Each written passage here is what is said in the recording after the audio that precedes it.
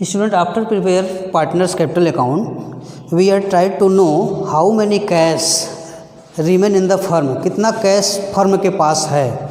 इसके लिए हमें एक कैश या बैंक अकाउंट बनाना पड़ेगा. तो आप बना लीजिए कैश या बैंक अकाउंट.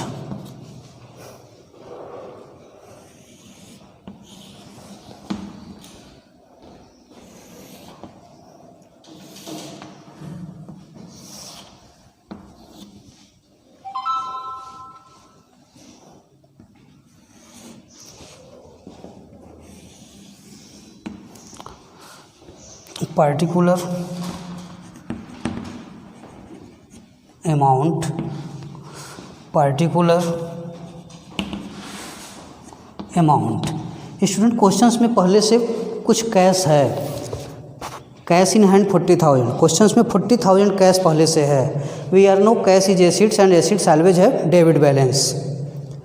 तो यहाँ पे आप लिख लेंगे टू बैलेंस BD 40,000. पहले से हमारे पास 40,000 कैश है.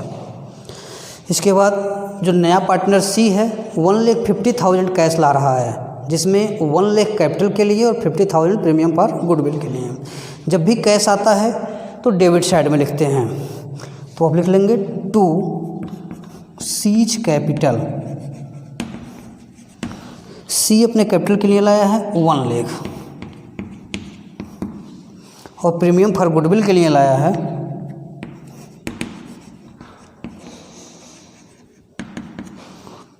50,000. इन सबको आप ऐड कर लीजिए. तो 1,19,000, 1,90,000. स्टूडेंट, अब देखेंगे पैसा फर्म से गया कहाँ है. तो आप देख रहे हैं टू कैश है बैंक, पैसा निकला है, पैसा गया है. 18,750 से निकाले हैं और 6,250 बी निकाले हैं. गुडविल अमाउंट का हाफ निकाले हैं. तो ये लोग पैसा निकाले हैं. तो आप इधर लिख लेंगे by A's capital by B's capital. ये निकाले हैं 18,750 और ये निकाले हैं 6,250. अब 1,90,000 कैश आया है, जिसमें से 25,000 निकल गया है. तो 1,19,000 से 25 माइनस करिए, आपका आ जाएगा 1,65,000. यहाँ लिख लेंगे बाई बैलेंस CD. यानी फर्म के पास 1,65,000 रुपये है. 40,000 था, 1,50,000 कैश आया है, जिसमें से 25,000 कैश विड्रा हो गया है, निकल गया है. तो 1,65,000 बचा हुआ है.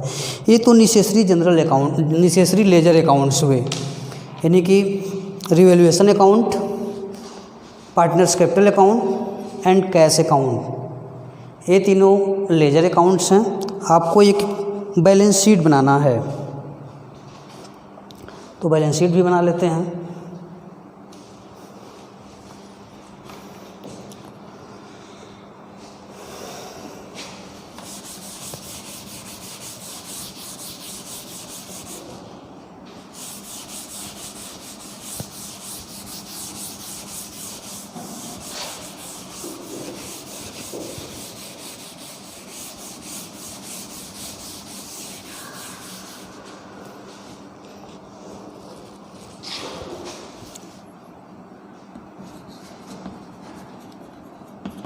बैलेंस शीट एज एट, जो डेट रहेगा डेट आप लिख लेंगे.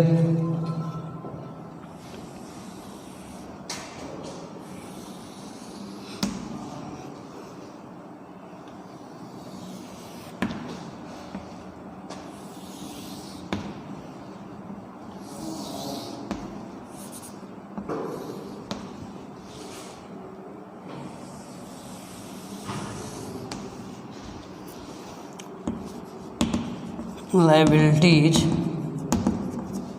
अमाउंट, एसेट्स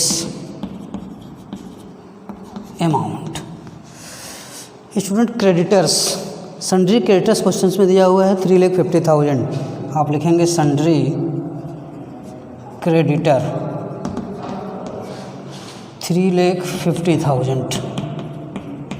फिर क्वेश्चंस में था 15,000 का, 15,000 का अनफॉर्सिन लाइबिलिटी था, तो उसको भी आप लाइबिलिटी साइड में लिख लेंगे, अनफॉर्सिन लाइबिलिटी 15,000। फिर कैपिटल में ए, बी और सी, जो न्यू कैपिटल निकल करके आया है उसी को आप लिखेंगे। तो एक आया है 4,28,425, बी का है 2,09,475 और सी का 1 लाख। इन तीनों को आप ऐड कर लेंगे तो 7,37,900।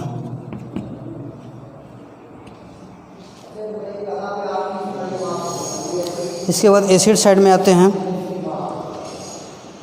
Land and building. Land and building 3,30,000 है, इसमें ऐड कर देंगे 49,500, इसकी वैल्यू बढ़ गई है, तो हो जाएगा आपका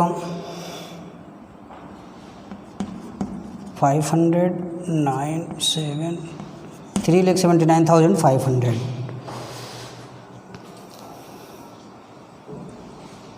फिर आपका है book debts, $2,00,000 minus LS provision 10,000, 1,90,000। इसके बाद स्टॉक की वैल्यू 180 है, लेस इसकी वैल्यू कम करना है, इसकी वैल्यू कम हो गई थी 12,600।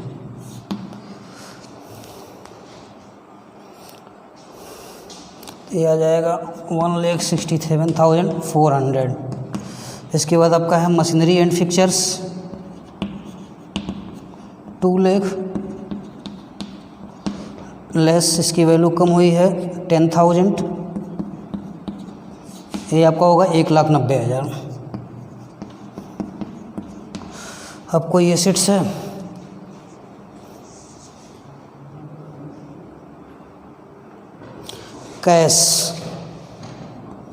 कैश हम लोग निकाले थे कैश अकाउंट बना करके 1,65,000 और एक्रूड कमीशन मिला है 11,000। अब कोई आइटम नहीं बच रहा है, अब इसको आप दोनों साइड का ऐड कर लीजिए।